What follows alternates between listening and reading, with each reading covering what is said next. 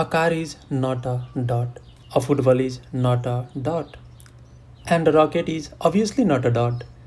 So, why do engineers sometimes pretend they are?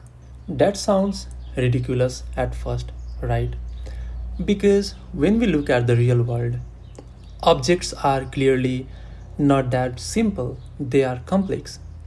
They have shape, they have size, they rotate, they vibrate, they deform, they interact with water, they lose energy, they also experience friction. Nothing in the real world is truly simple.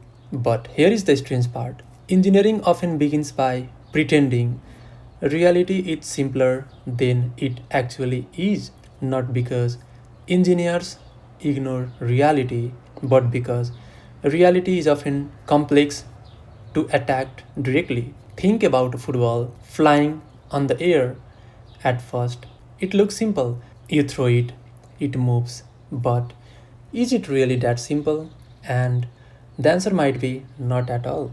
That football is spinning, air is flowing around it, its orientation keeps changing, its surface, texture affects airflow, wind changes path, energy is being lost, gravity is constantly pulling it downward. Now imagine trying to model every single microscopic interaction happening in real time. The energy, the gravity, the airflow, the resistance. Possible? Maybe with enough computational power, but is it practical to measure everything? And the answer might be not for most engineering questions. And this is where engineering becomes interesting. Engineering is not about perfectly copying reality. No, engineering is about simplifying reality intelligently. And that leads to a very different question and important as well. How much reality can we ignore before our answer breaks? Reality can be ignored before our answer breaks.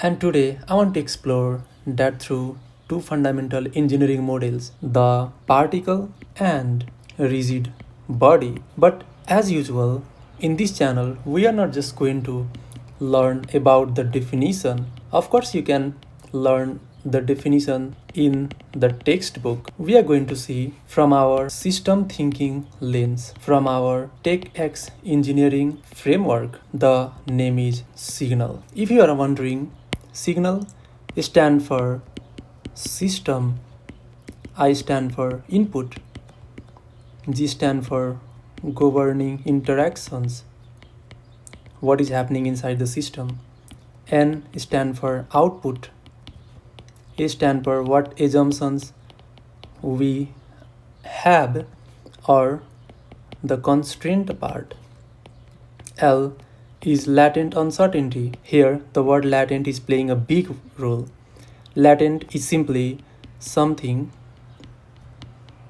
you can observe but not directly measured or calculate. So let's begin. Imagine a football flying through air. Let's analyze it like from our framework.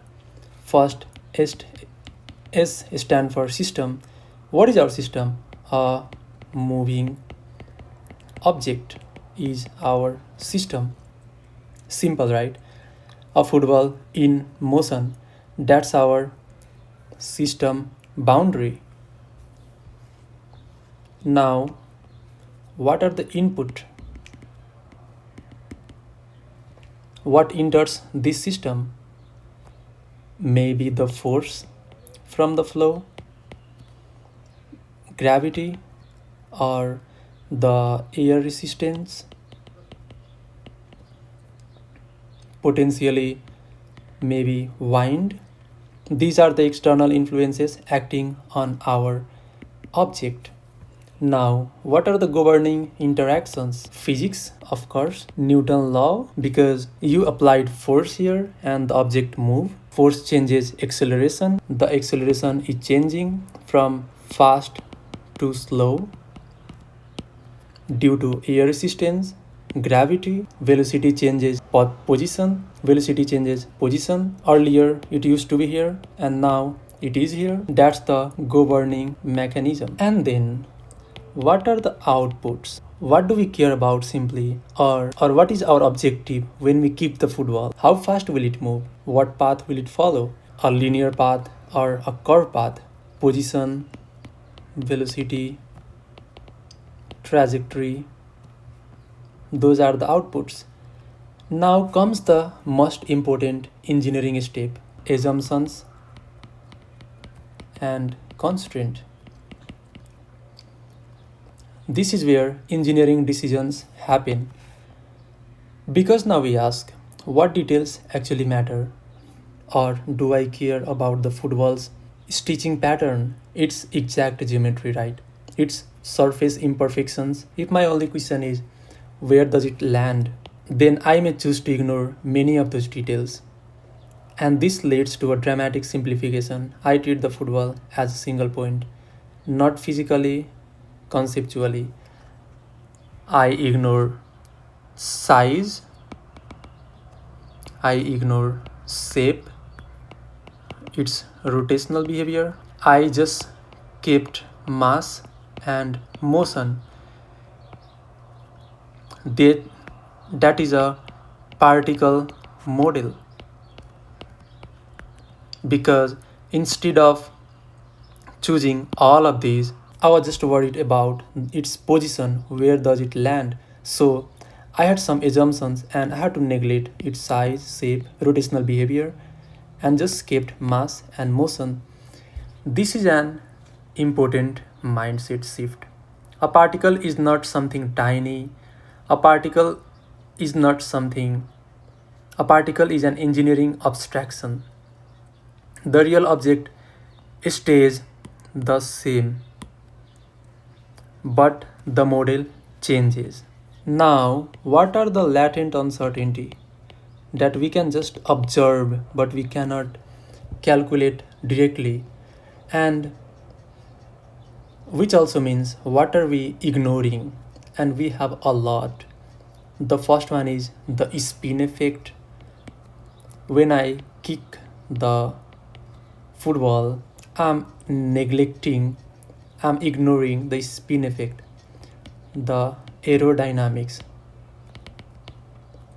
surface interactions, the turbulence, the deformation, all of that disappear. And you might ask, is the model wrong? Then the answer is technically yes, but and incomplete.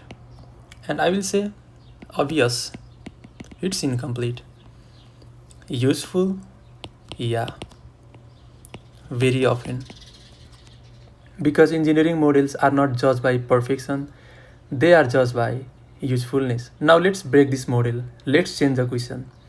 Suppose I hand you a wrench and I ask what happens if I push here. Immediately something changes. Now where I apply force matters, distance matters, geometry matters, rotation matters. If I push near the pivot, one behavior happens. If I push far from the pivot, another happens. The particle model fails because the object shape now affect the outcome. So now we need a different abstraction since it rotates, and the distance also matters, the geometry also matters. We can't just ignore all of these. Let's analyze this system again with signal framework. What is the system? Now our system is an extended object, a range, a door, a drone, a robotic arm, something with actual geometry, something that rotates. What are the inputs? Input will be still forces, but now more than force. We introduced torque, we introduced moments, we introduced rotational inputs, because not all effects are purely anymore. What are the governing interactions? Now the governing physics becomes richer. Newton's laws still matter, but now rotational dynamic enters. Translation plus rotation. Force creates linear acceleration, torque creates angular acceleration. If I apply force in our particle case, it is applying linear acceleration, but the torque when I try to rotate it, it creates angular acceleration. Mass distribution matters, geometry matters, center of mass matters. Suddenly the object internal structure matters. Now what are the output? So what are we supposed or what are we expecting from this system? Now obviously our output will expand, but what are those output? Position, velocity, rotation, angular velocity, angular acceleration,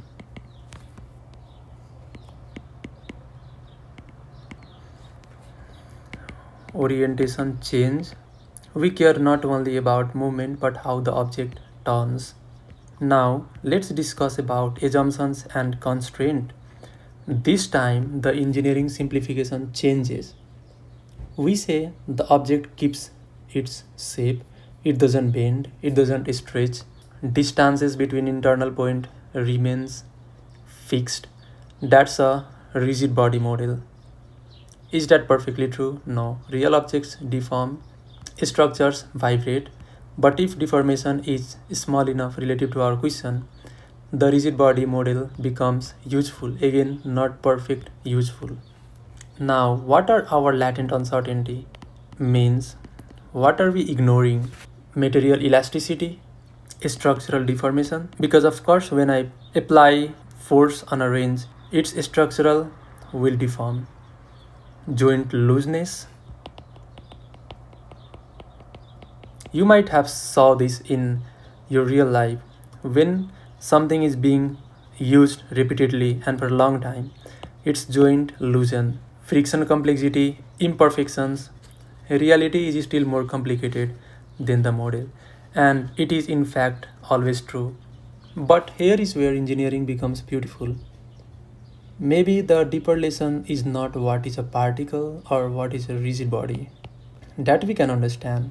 The deeper lesson might be engineering doesn't ask what the object is, it asks what question am I trying to answer.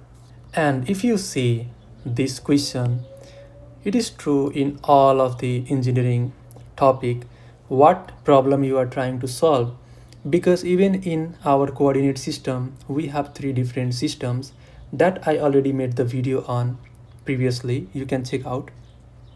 But the important question is not what is a topic, but what problem you are trying to solve, and that changes everything because the same object can be modeled differently. Imagine a car running on a highway, and if I only care about where the car is on a highway, particle model may be enough, because after maybe 10 seconds the car will be here.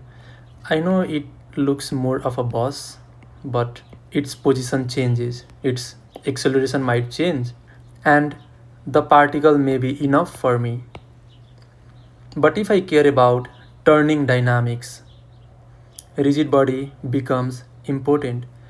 If I care about crash deformation, even rigid body breaks. Now I need deformable body mechanics. The object will be same, but different question, abstraction, and model. And that's real engineering thinking. And honestly, this idea extends far beyond mechanics. For example, in thermodynamics, we make ideal assumptions. In fluid mechanics, we simplify flow. In circuits, we pretend wires are ideals. Engineering constantly simplifies reality because exact reality is often too complex. So next time you see a physics problem where an object becomes a point, don't think that's unrealistic. Think what questions are we trying to answer? Because maybe the simplification is exactly what makes the problem solvable. And maybe that's the deeper engineering lesson. Reality didn't change, the question changed, and the model. And good engineers understand that. They don't model everything, they just model what matters. And an intelligent engineer is not about knowing everything, but asking upgraded question. I hope it might clear the particle versus the rigid body. If you don't get any part, write in the comment section below and I will make the video on that topic. See you soon in the next video. Till then, bye.